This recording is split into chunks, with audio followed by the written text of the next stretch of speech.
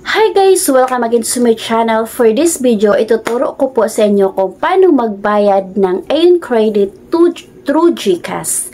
So, paano magbayad ng Ayon Credit through GCash. So, very convenient na talaga yung GCash ngayon kasi hindi ka na pupunta ng 7-Eleven or Emilier kung saan magbabayad kayo.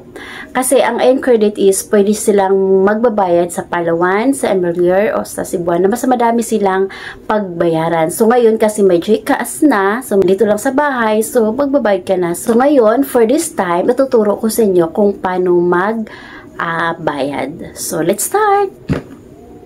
So, yun na guys. So, una, buksan muna natin yung account natin ng Ayon.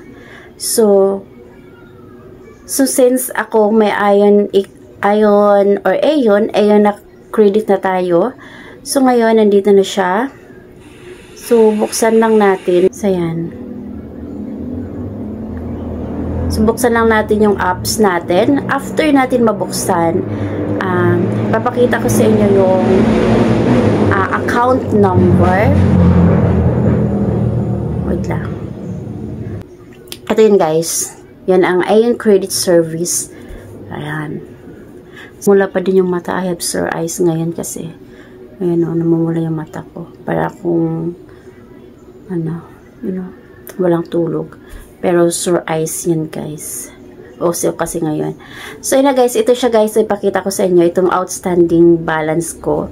So ito, kopyahan mo lang tong agreement number niya para punta tayo sa ating GCash. Ito yung itatype nating agreement number doon sa GCash. So at saka tandaan mo kung magkano yung outstanding balance mo every month.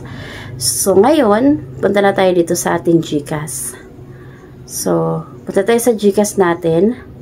Then, after natin mabuksan yung GCash, ayan, punta lang tayo sa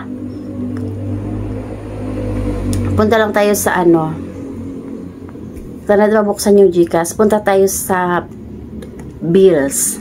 So, pipindutin natin yung bills.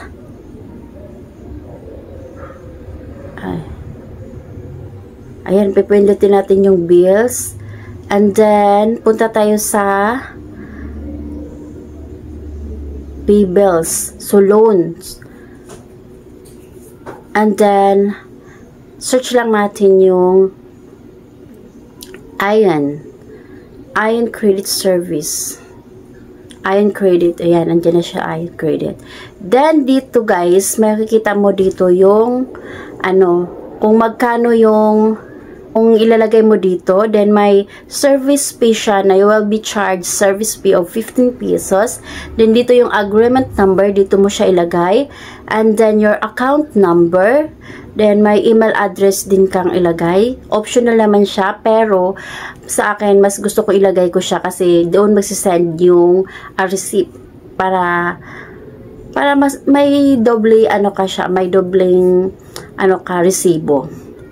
And then, dito naman is protect your bills now, thank you as later. So, pwede mo siyang i-yes, pwede mo siyang hindi. Pero dito nakalagay is 0 siya. 0 yung, 0 pesos. Kahit i-check mo pa yan, 0 pa din siya. Ayan. Check mo lang yan dito. And then, after mo ma-check, i-next mo na siya. Ayan. I-next mo siya. Then, after nun, magpapakita dito na ayan, confirmation dito na kung yung agreement number is tama. And then, kung tama naman siya is next. Then, okay. Then, titingnan mo na din yung Gmail mo. May dumating na receipt. Ayan, may dumating na siya. So, ayan na.